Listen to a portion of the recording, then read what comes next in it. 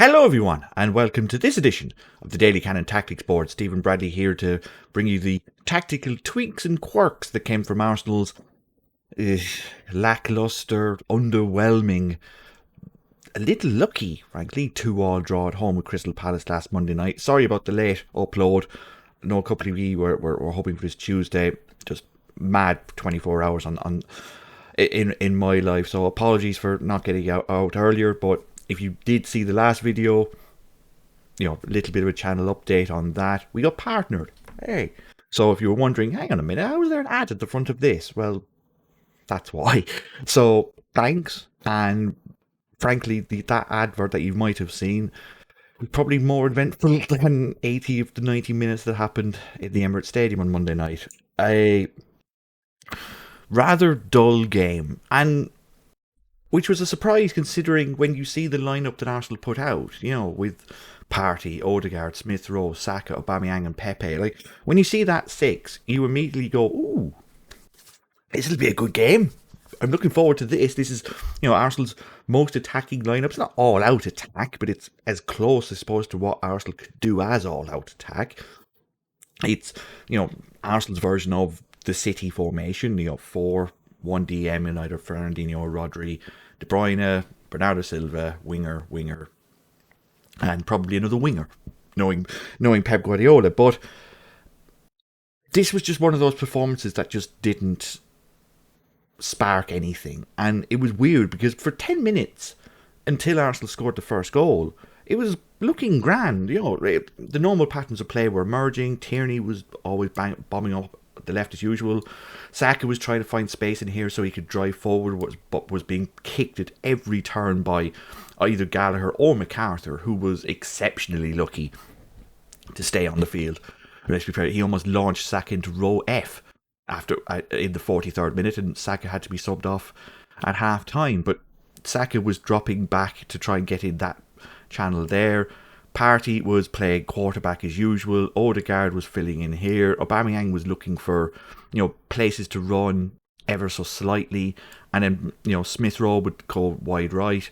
Pepe would be here. And it was almost like, Arsenal were playing a 3-1-6 at times. Almost a 3-1-5-1 almost at times. And it led to the goal. Arsenal did have a lot of players going forward. They got a corner. Pepe was unlucky with the one bit of good thing, the one bit of good play he provided all night. Great save by Gaeta. Aubameyang at the far post, and it's 1-0. But after that, nothing happened. And I can't help but feel it was deliberate. It's one of those situations where Arsenal felt like they were in control, and they just sat back. They just said, you know what? We don't think Crystal Palace are much of a threat. We're just going to take our time, play through the motions a little bit, and just knock the ball around. And it was a bizarre set of circumstances that leads to a heat map like this, because they were doing nothing but neither were Palace. Like, Palace were getting a lot of the ball, and they were shooting, a little bit from long range. But as you can see, they were getting nowhere near the box. Like Arsenal were very deliberately sitting in three lines, with Saka, Smith Rowe, and Aubameyang basically pressing by themselves. Odegaard, we'll put Gallagher out of the way in a minute. Odegaard, Partey and Pepe then basically getting into the way of these passing lanes and sitting back. And then Tierney, Gabriel, White and Tomiyasu just making sure that, all passing lanes were closed. And that was it. That was it. That was the first half. And the only thing that might have helped if, all things were equal was that Crystal Palace got a lot of confidence from this, because as the half went on, they saw that Odegaard was coming deep for the ball, Saka was coming deep for the ball, Smith Rowe was coming deep for the ball, Pepe was coming deep for the ball, and as a result, Partey only really had Aubameyang to hit from deep. So Crystal Palace just started pushing up a little bit. Another 10 minutes, they push up a little bit more. A little bit more. And then when the half ended, they were on top. They were, Gallagher had one great shot saved by Ramsdale, but they were certainly seeing a lot of the ball. And you can kind of see the logic behind it. Like, you can kind of see Mikel Arteta thinking, right, okay, we're 1-0 up, they're not much of a threat. We'll try and save energy. We'll try and, rest for a bit and then hit them in the second half. Or at least win the game 1-0 and then play again on Friday. But my issue with that is that if your plan is to nick one in a set piece, or if your plan is hopefully to score early and then just sit on a 1-0, you cannot do that and at the same time pick Partey, Odegaard, Smith Rowe, Pepe, Aubameyang and Saka. Because it's too attacking a lineup. You can't just wait for the opposition to make a mistake with such an array of talent out there, because eventually someone will make a mistake defensively. These are good players, but Odegaard and Smith Rowe especially are not defensively aware enough to cover for when Partey is caught alone by himself. And that's the issue. Playing like this opened up Arsenal to a lot more hassle than it needed to be. If the plan was to go all out attack and then they attacked and Crystal Palace were catching with the counter-attack, then we'd have a different conversation altogether. But they didn't. They got the early goal and then they decided to do nothing else. And you can't do that when you've got these 5 players like that. Because the whole point of having these 5 players on the pitch is to pass Crystal Palace off it. Is to make sure that you create enough chances yourself so that you don't have to rely on winning 1-0. That you create chances so that you might win 2 or 3, or you give yourself a better chance of getting the first one. They didn't do that, and we can talk about, possession, almost 54-46, pretty even. Expected goals, you look at that and go, right, 1.5 to Arsenal and 0.44 to Palace. And it's like, oh, okay, well, Arsenal clearly created more, but they didn't. Because look, XG from open play, 0.36. 17 shots, 0.36 XG from open play. That's pathetic. That's absolutely pathetic for a team that, at least for 45 minutes, had Odegaard, Smith Rowe, Pepe, Aubameyang and Saka. And yes, Saka was taken off at half-time, but still, and when he was taken off after half-time, when he had his, basically his soul removed from him by James McArthur, who was going for the ball, they brought on Sambi Lokonga. And went to this. They went to the good old-fashioned 4-2-3-1 with Smith Rowe on the left, so that Odegaard could play as a number 10. But here's the heat map again. Here's Arsenal's heat map. Here's Smith Rowe. He's he saw a lot of the ball on the right. Saka, 17 touches, he only played 45 minutes. Odegaard, 51. He saw a little bit of the ball there, but he's still there. No one was deep. No one. Even Aubameyang, you can see the line there. Everything's in front of the defence. And Lokonga comes on and plays basically where Odegaard was playing the first half. And as a result, Odegaard's coming deep for the ball. Smith Rowe is trying to roam around but isn't getting the ball because McArthur's marking out. Pepe is wide right as usual.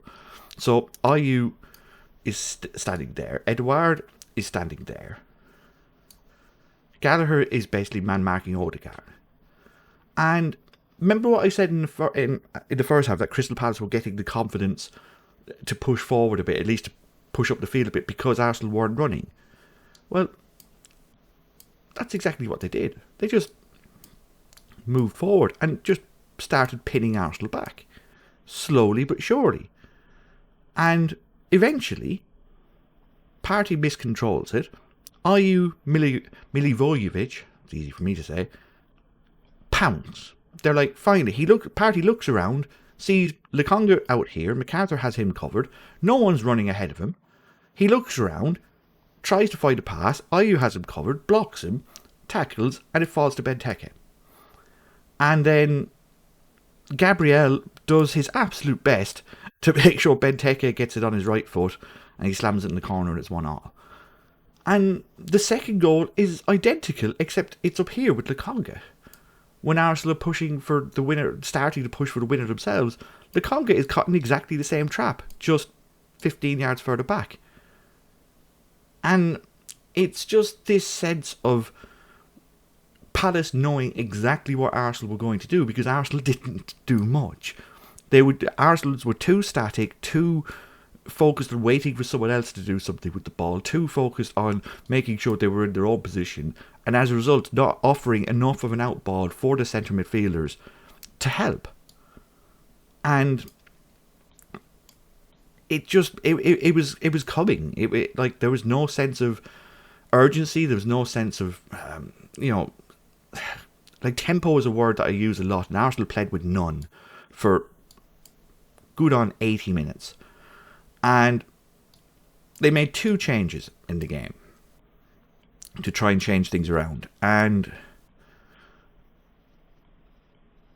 one of them was needed because Odegaard seemingly has this habit of disappearing for a game at a time. This is the second time he's been subbed off after 67 minutes, and Lacazette was basically brought in to be number 10, but also just to run. And he did. He at least did something. Look, 20 touches, but at least, as a number 10/number 9, he's trying to get involved. He's trying to link up the play. He's trying to give some sort of semblance of a link between the forwards who are pushing on. But then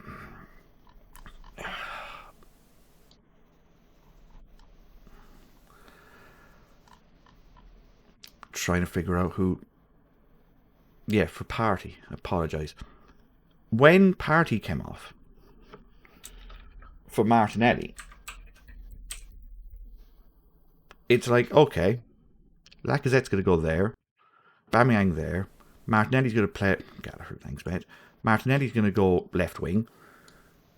Smith Rowe is going to play centre mid with Pepe, with Lokonga.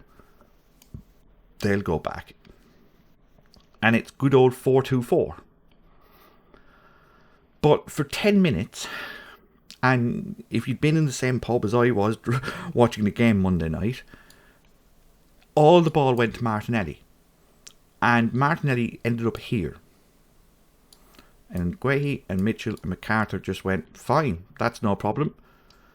And every time Martinelli would get the ball, he'd look up, and Lokonga was here, and Smith Rowe was here. No support at all. Tierney would do his best, but again, he's got 3 players in front of him.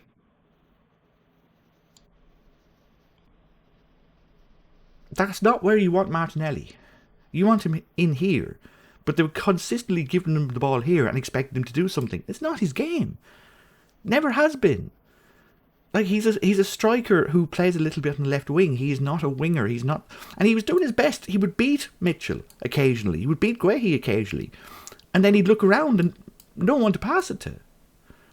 It was infuriating, and they'd do it again and again and again, and then the ball would go to Pepe, and then Pepe would do his usual turn backwards and then cut in, giving the likes of Ayew and Gallagher a chance to catch up, and all the space was closed again. It was just infuriating. And then even the second goal doesn't come from a pattern of play that Arsenal initiated. It just comes from a set piece that broke down, where Lacazette gets bumped out to the right wing, gets from a challenge, gets up, ball bounces to him, he smashes it in, and it's 2-2 in the 90-odd minute. They're slightly fortunate, and it just begs to wonder that Arteta had 2 weeks for this fixture. More. And after 15 minutes, you could see with a formation like this, it is crucial, absolutely crucial, that these 5 run. That they run and they hassle and they hassle and they run, because the whole point of it is to chase these players out of position and to get them confused. But the less that these players ran, the more that it gave the defenders the freedom to close up and eventually push Arsenal into passing places and passing positions that they didn't want to be in. And it's all because they didn't run. And Lacazette was the only person pretty much on when he came on in the 67th minute who did run, who did try, who did create a little bit of space, who was trying to get behind the back line. And if it wasn't for him, they would have lost on Monday night. And Villa on Friday are going to be turning up with a better team and smarting after conceding 3 goals themselves in 10 minutes to lose at home. Arsenal need to, they need to find 50 pence for the metre. They need to find out why after 10 minutes they laid down tools, shut down and decided not to play. Because if they keep playing like that, there's no chance in hell that they'll get into Europe next year. And if they don't, Arteta's a goner, an absolute goner. And if they play more often like this, then he'll be gone sooner than later. If you did enjoy these tactic videos, please feel free to leave a like. If you want them in your inbox on a regular basis, hit the subscribe button. And if you saw anything Monday night that I missed, maybe a tweak or quirk that you saw yourself, or you just want to comment on the game and engage in with several dozen now people, we're building a really good community of people who are engaged in tactics, engaged in analysis, and want to discuss the game respectfully too, then leave a comment underneath and someone will get to you. And if you want these videos in your inbox on a regular basis, hit the little bell and they'll be in your inbox immediately. And bring on the Villa Friday night, I suppose. We'll see you next time. Cheers.